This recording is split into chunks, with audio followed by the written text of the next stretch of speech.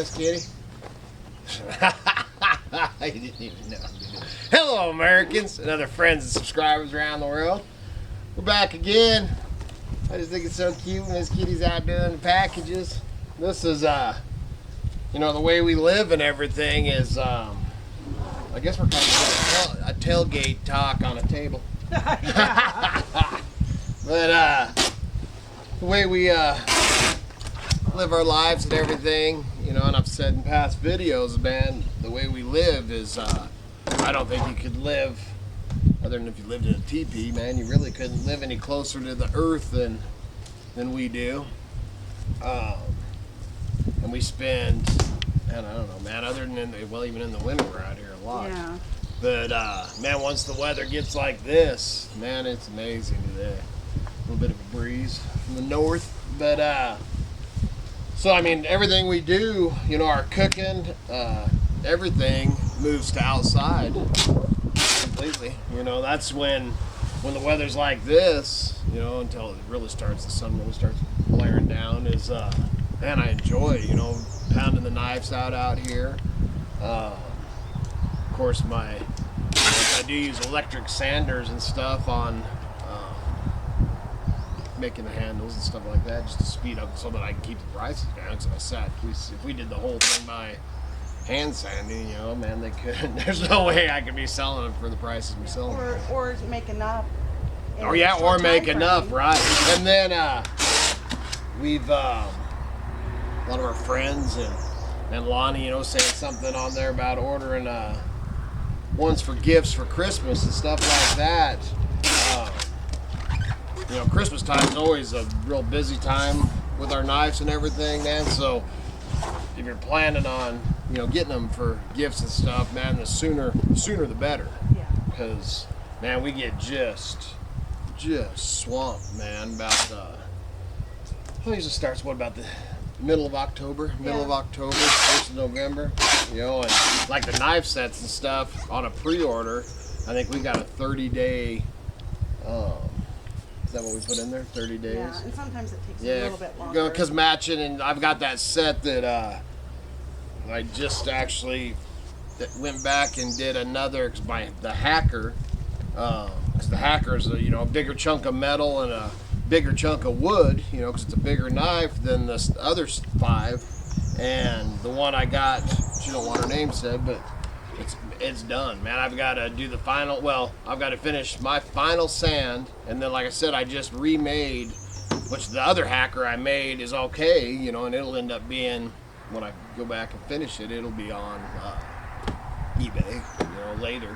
But it just didn't, you know, when she's, and her first set that I made, the very first set I made, the hacker didn't match to, and it drove me absolutely bonkers, man. So this time, it's the same wood. Yeah, it's the same wood, but you get the grain and the colors and all that, you know, and size. Right. And this wood's actually different because, just like I've said, or we've said in all the videos, you know, everything that we make, you know, we live our lives, man, 98% recycled, but all them knives are 100%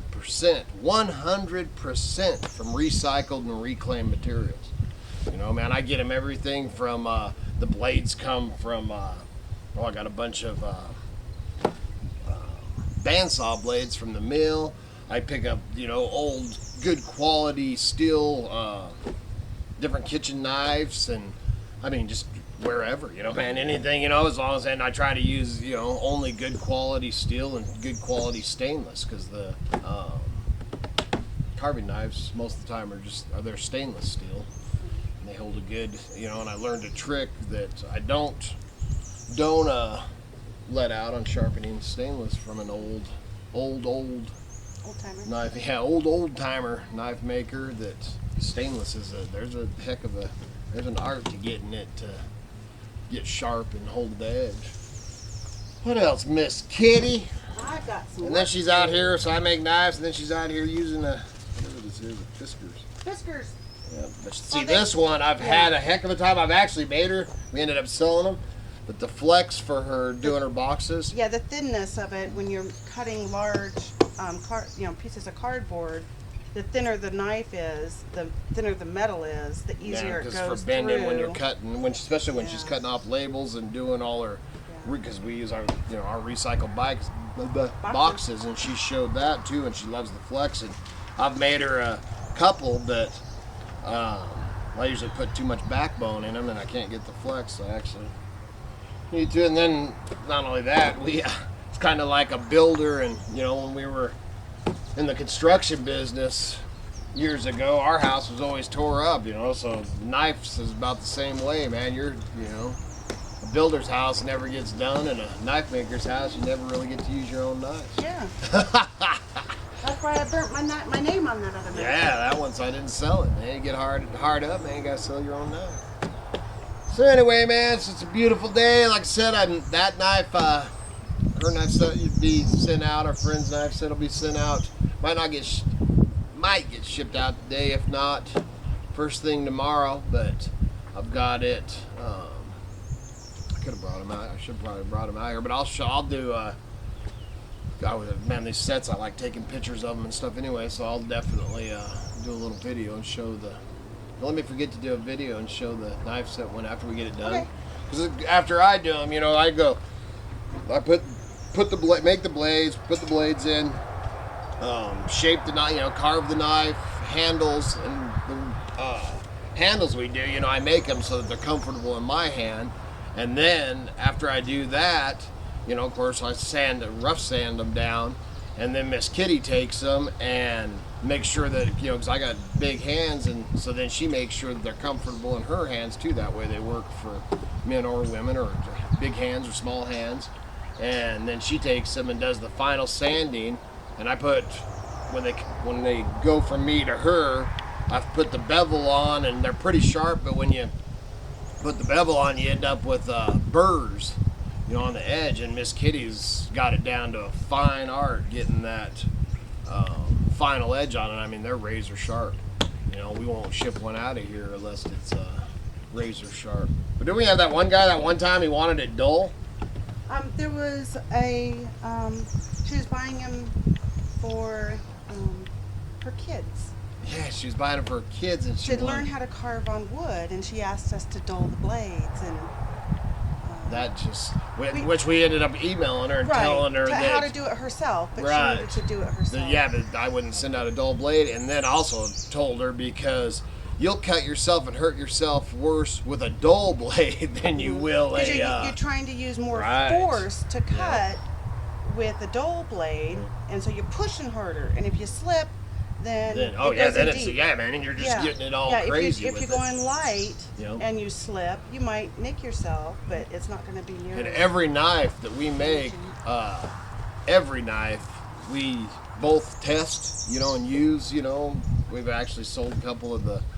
Our doodle sticks, or whatever you want to call them, or whatever. I can't even talk today. I need more coffee.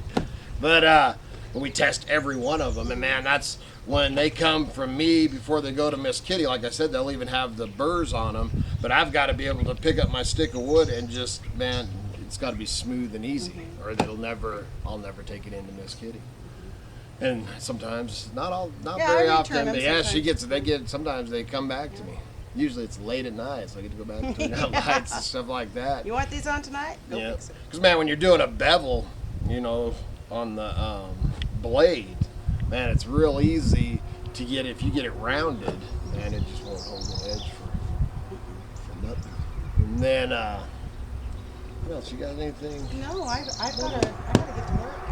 Well, these guys, we got our deadline, so we got to do that. And then, man, had a wonderful 2 or 3 days on eBay, and it's been a good.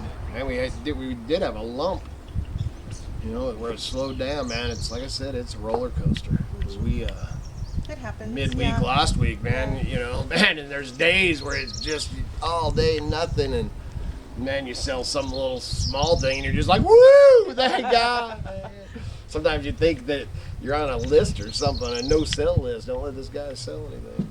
But the last few days have been good. Oh, and the one other thing I was going to talk about, which, there's some things that we sell that we keep to ourselves, and you should too, everybody. I mean, yeah, you can, I wanted you guys to make money, everybody to make money and make a good living and be able to sell. But then you come across something, and you've got to bite your tongue. You can't. You've got to, the few things that we have, you and anybody could go down, run down, and pick up with no problem.